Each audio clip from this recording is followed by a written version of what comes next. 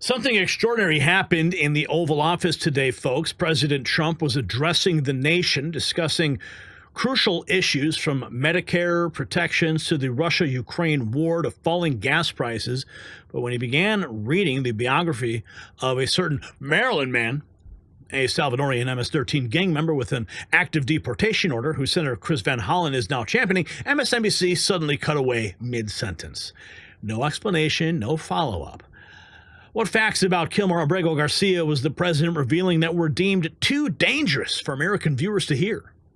Why would a major news network abruptly pull the plug precisely when crucial information was being presented?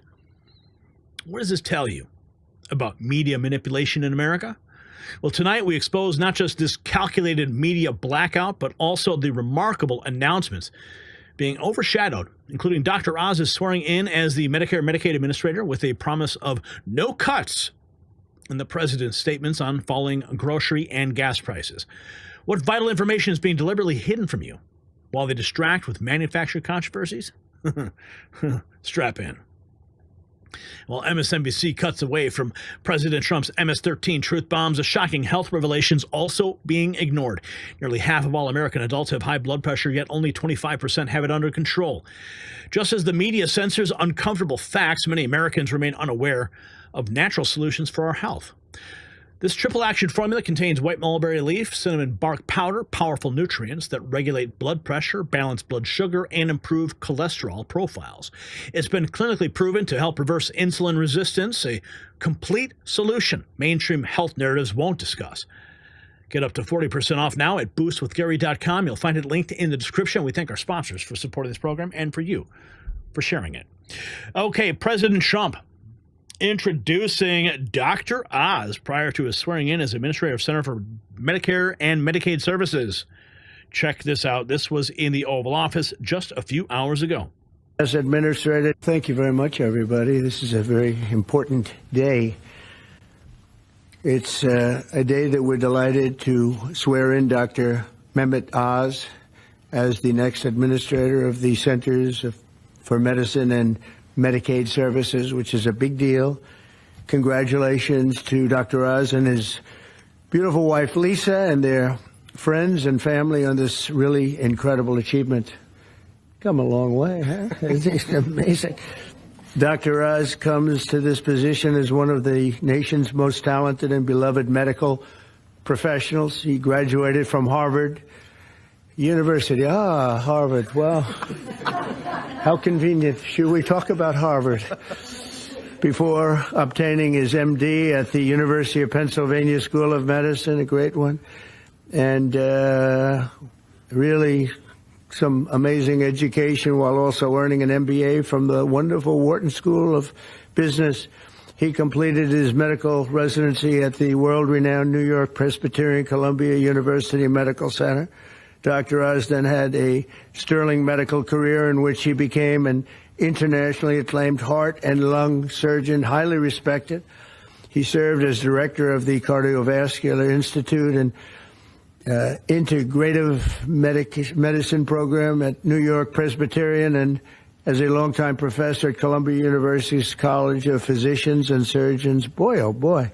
Doctor, I thought he just did a show. I only know the show. You know why I know the show? Because he said, I'm a little overweight. I should lose some weight. I did a show, and that's what I got out of it. That was not good. But I'm looking at all of this other. This is very impressive. Dr. Oz authored more than 400 contributions to academic and scientific publications and holds several patents for technologies that revolutionized cardiovascular surgery. And Dr. Oz later translated his experience into an extraordinary successful television career, making him one of the most trusted voices on healthcare. And he also got very high ratings, I can tell you that. He did great with the television thing. As CMS Administrator, Dr. Oz will work tirelessly to strengthen and protect Medicare for our nation's seniors and Medicaid for the needy. Just as I promised, there will be no cuts. We're not going to have any cuts. We're going to have only help. Dr. Oz will work to improve the quality of care for decades to come, and he'll ensure that criminals, fraudsters, and illegal aliens are not permitted to rob America's seniors. They are trying, but they're not going to get away with it. He will also work alongside Secretary of Health and Human Services Robert F. Kennedy Jr. I've heard of him. He's a pretty famous guy. He's doing a great job, too, to address the crisis of chronic illness and to make America healthy again. So I want to just thank Dr. Oz, and because this is a big commitment he's making. He has a lot of options, and this is a big, big commitment. And I want to congratulate you and your family on really an amazing life. And I think this is going to be by far the most important part of an already incredible life. So thank you very much. God bless Thank you. you, my friend. Thank you very much. Take care of yourself. Nice. Here's Senator Kennedy swearing in Dr. Oz as the 17th Administrator of the Centers for Medicare and Medicaid Services. Constitution of the United States. I, Mehmet Oz, do solemnly swear I, Mehmet Oz, do solemnly swear that I will support and defend the Constitution of the United States that I will support and defend the Constitution of the United States against all enemies, foreign and domestic, against all enemies, foreign and domestic, that I will bear true faith and allegiance to the same, that I will bear true faith and allegiance to the same, that I take this obligation freely that I take this obligation freely, without any mental reservation without any mental reservation or purpose of evasion, or purpose of evasion, and that I will well and faithfully and that I will well and faithfully discharge the duties of the office on which I am about to enter. discharge the duties of the office upon I'm about to enter. So help me God. So help me God. God bless you. Congratulations. Thank you very much.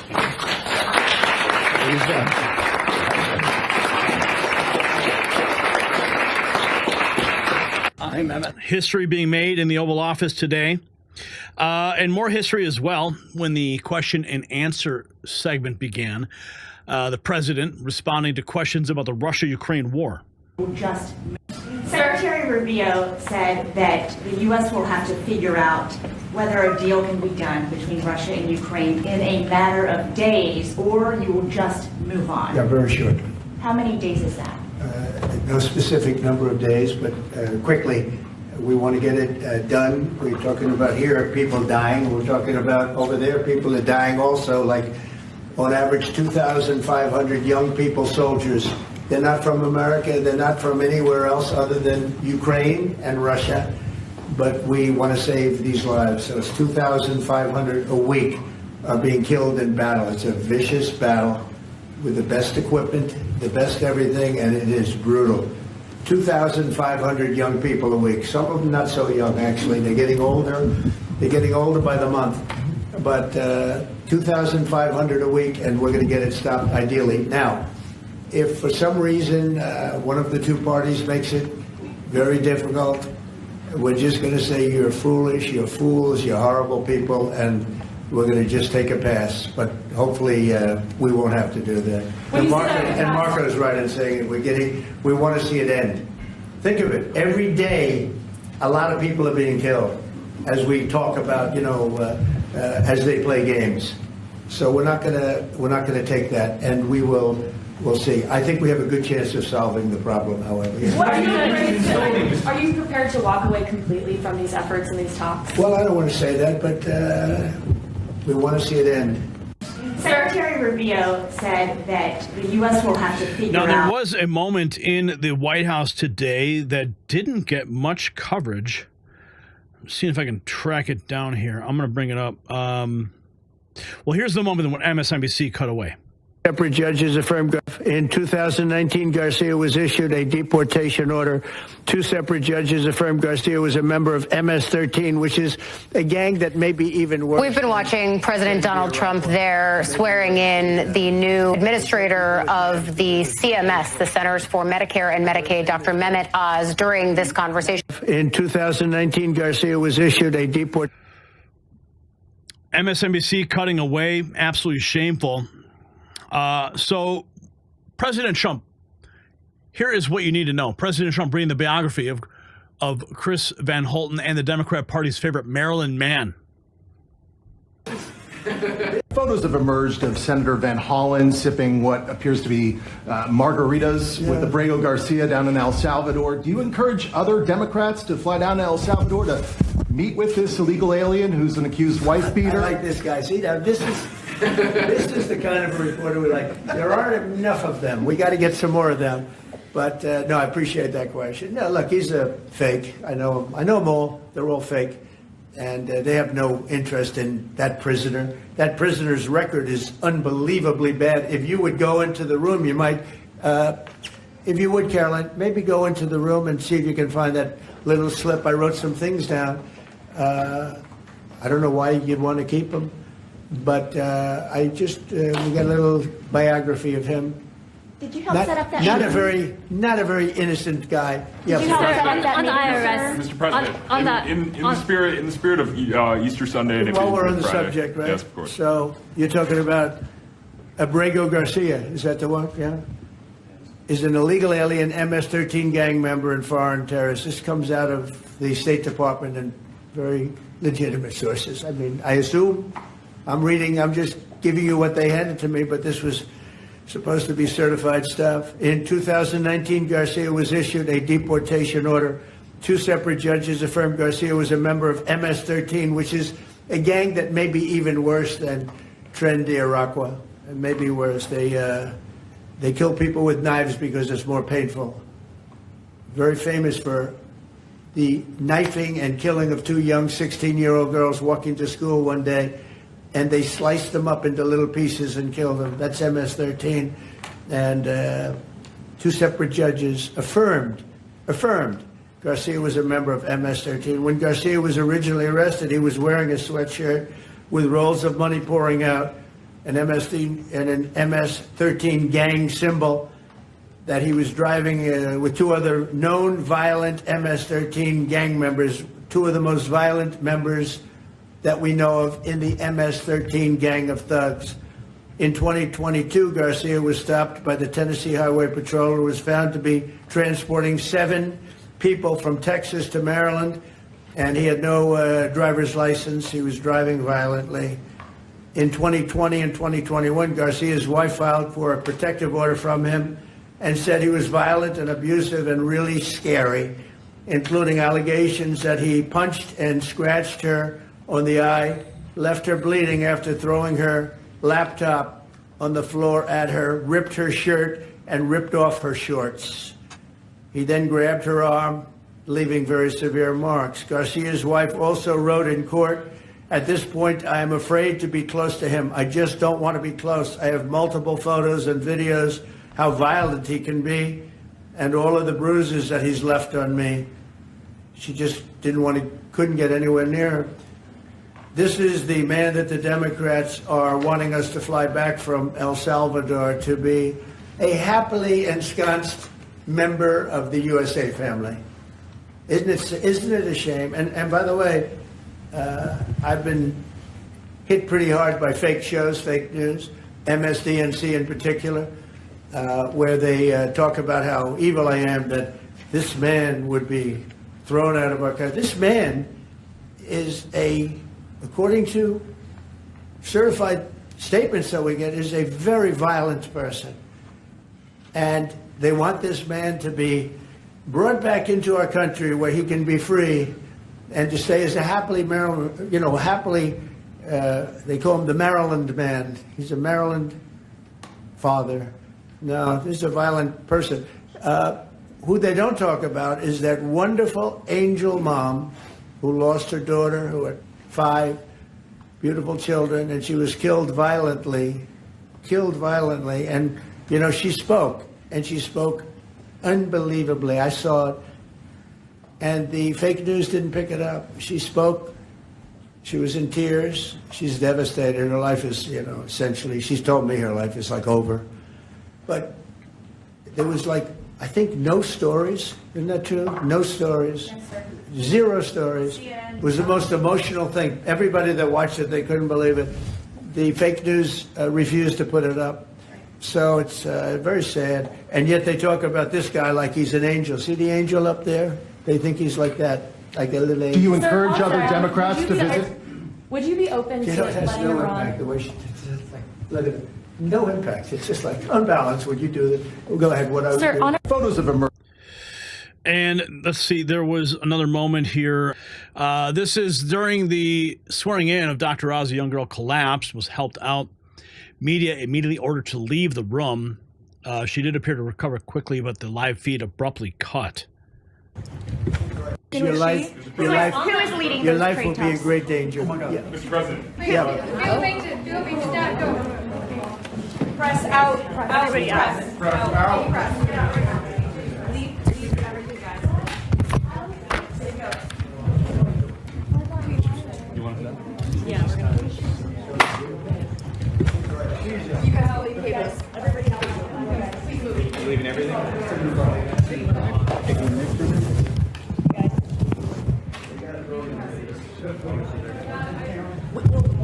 drop it.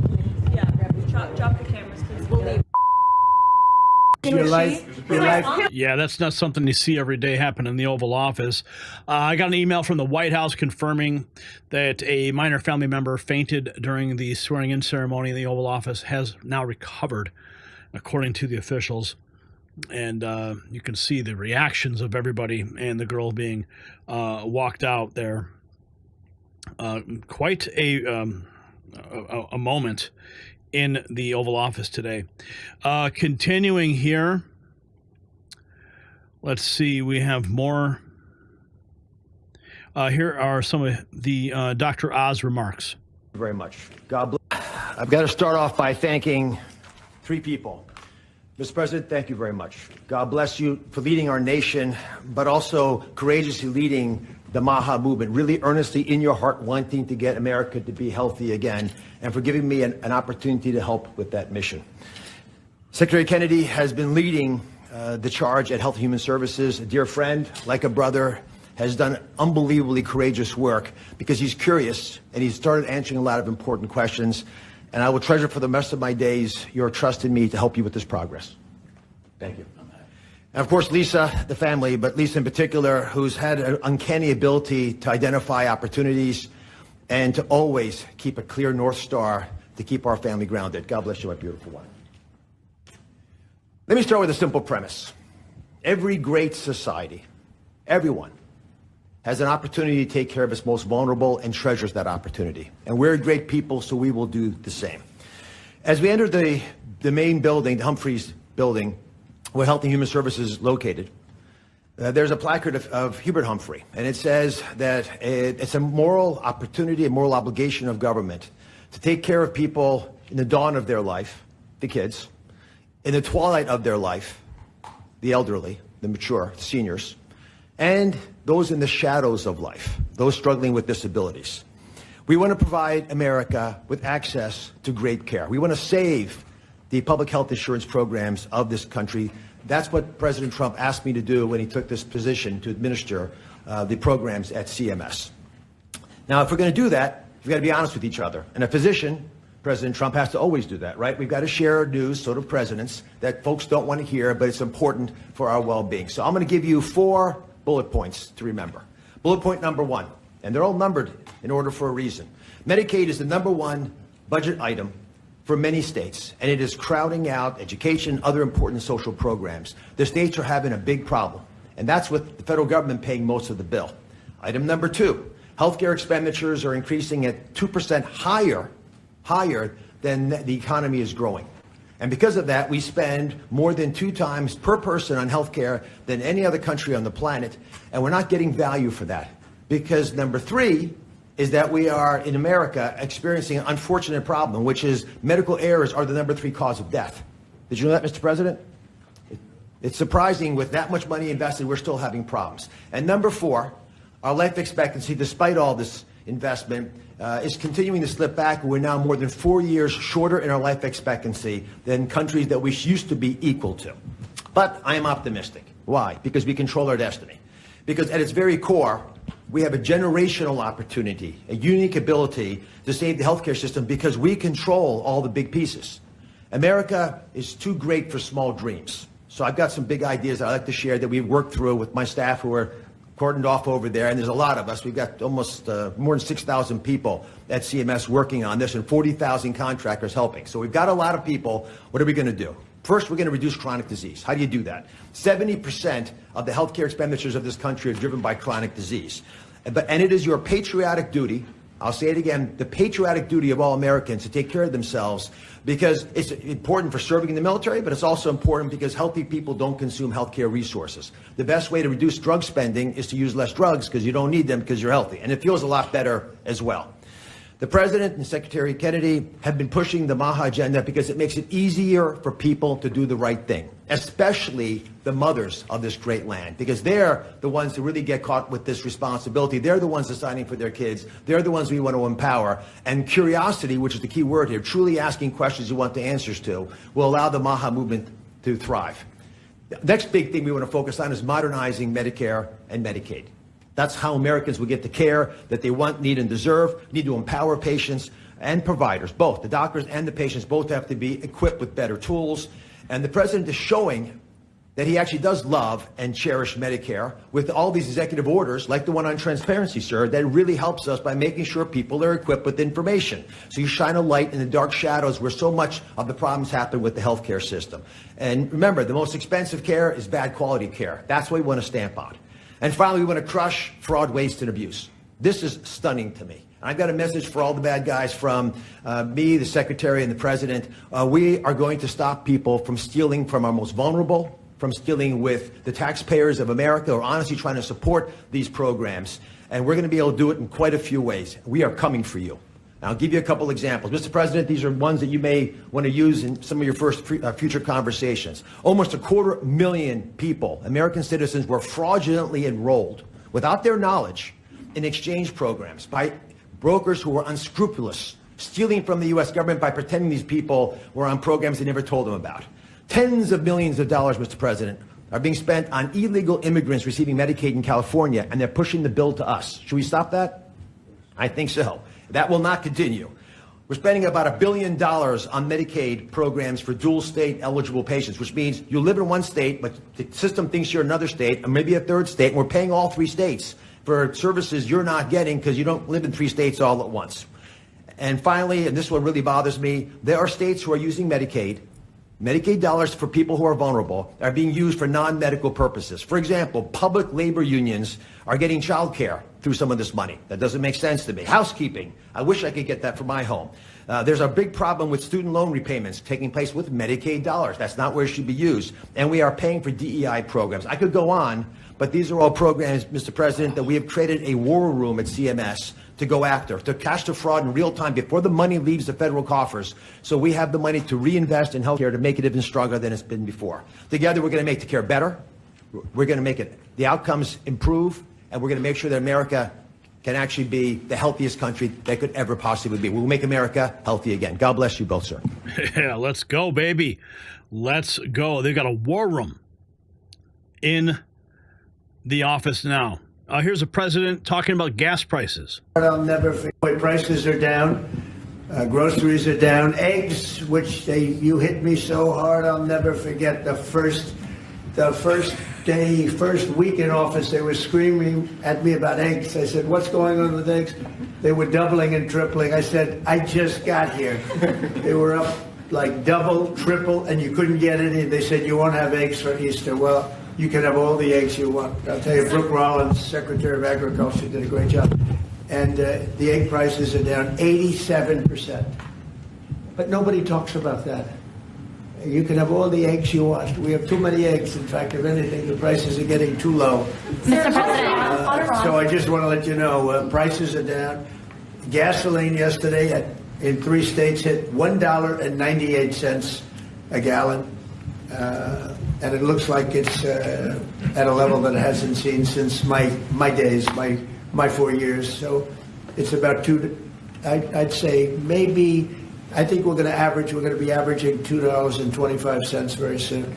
So I just want to let you know, though, because I keep hearing about prices and inflation. Prices are coming down, not going up. Only the fake news says they're going up. The only thing that's even are interest rates. And if we had a Fed chairman that understood what he was doing, interest rates would be coming down too. He should bring them down. Yeah, prices. Taking a shot at the Federal Reserve right there. And he was asked a question about a group of Venezuelan men in Texas who've been alerted that they're going to be deported. operation, and there's a group of Venezuelan men down in Texas who have been alerted that they are soon going to be deported under the Alien Enemies Act. Have you authorized that operation, and where are they going to go? I don't know about the group you're talking about, but if they're bad people, I would certainly authorize it. Yeah. You know, I won an election in a landslide. We won all 7 swing states. We won by millions of votes. We won 2,750 districts to 505 districts. 2,750 to 50. That's why the map, when you look at it, is all red. And one of the biggest reason, I think the biggest single reason, actually, I'd like to say it's because of this, because I think they're going to come up with things that are incredible. But probably the biggest reason was because of the border and because of illegal immigration. And the people of this country want those people out. Because what Biden did, and I don't know if he did it, I'm not even sure he knows what the hell he was doing, but what his people did, representing him, was allow millions and millions of people from jails, from prisons all over the world, people from mental institutions and insane asylums, gang members, drug dealers, pouring into our place. And you know what? Our people voted for me to get them out. They want them out. They want them out. And we've done a hell of a job. And by the way, Ecuador and various places, but El Salvador, we've been helped by a lot of other states where they're helping us, actually. Because you couldn't, look, what this man was thinking when they allowed open borders and people to come in, if you look at Venezuela, their crime is down by 72%. You know why? They took all their criminals off the street. They took all their prisoners from jail. They took murders. 11,088 murderers were released into our country. Bad things are going to happen. Bad things. And we're getting them out. And that's why I was elected. A judge wasn't elected to do that. I was elected to do that. And we're doing it in record fashion. So what happened in the Oval Office today wasn't just a technical glitch or an editorial decision. It was information control in its most blatant form. Of course, we had to bring you the full remarks because the fake news wouldn't. When the President of the United States is literally cut off mid-sentence for discussing facts about a violent gang member who's now being championed by mainstream media, we've crossed into very dangerous territory. The White House press secretary called it exactly what it is, fake news.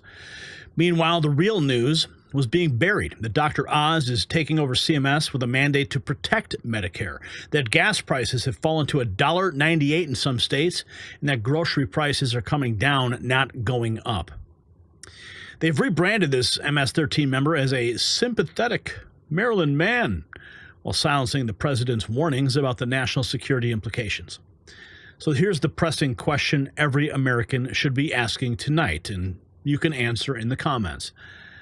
If they're willing to censor the President of the United States in real time on matters of public safety, what other crucial information are they keeping from you every single day? Show the world you can't be silenced with Next News gear, now available at the shop.nextnewsnetwork link in the description.